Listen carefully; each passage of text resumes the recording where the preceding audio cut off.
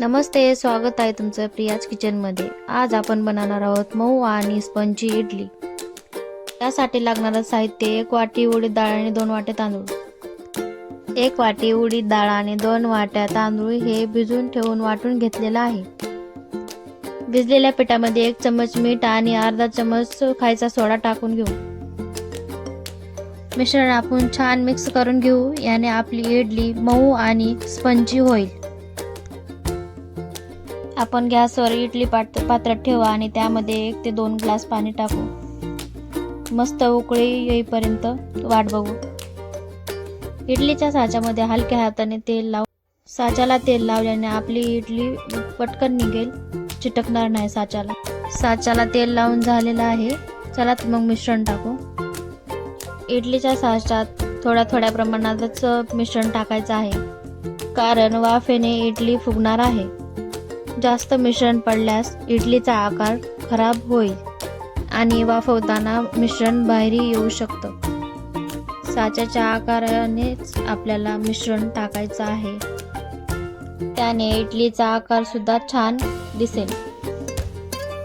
साच्यामध्ये मिश्रण टाकून झालेलं आहे। चला तर मग याला वाफाय ठेवू। बघू शकता मी मिश्रण साच्याच्या हिशोबानेच टाकलेलं आहे। अशा प्रकारे आपण सगळ्या साच्यामध्ये मिश्रण टाकून वाफवायला ठेवू।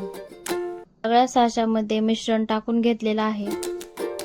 सगळे साचे मी वाफेवर ठेवलेले आहेत। पण पाहू शकता 10 ते 12 मिनिटं याला वाफेवर ठेवायचे आहे। चला तर मग याला ढाकण लावून ठेवू। ढाकण लावताना काळजी घ्या की वाफ आपली बाहेर नाही आली पाहिजे। 10 ते 12 मिनिटं झालेले आहेत। चला तर मग ढाकण काढून घेऊ। पाहू शकता मस्त आपली इडली फुगलेली आहे, मऊ आणि स्पंजी झालेली आहे। मिश्रण छान टाकल्याने इडली आपली साच्याच्या बाहेर गेलेली नाही, बघू शकता। चला तर मग आपली मऊ इडली आपण काढून घेऊ। सगळ्या साच्यातली इडली बाहेर आलेली नाही, तुम्ही पाहू शकता। इडलीतून मस्त वाफ सुटत आहे। चला तर मग इडली काढून घेऊ। आपण साच्याला तेल लावल्याने इडली चिटकलेली नाही आणि सहज निघते।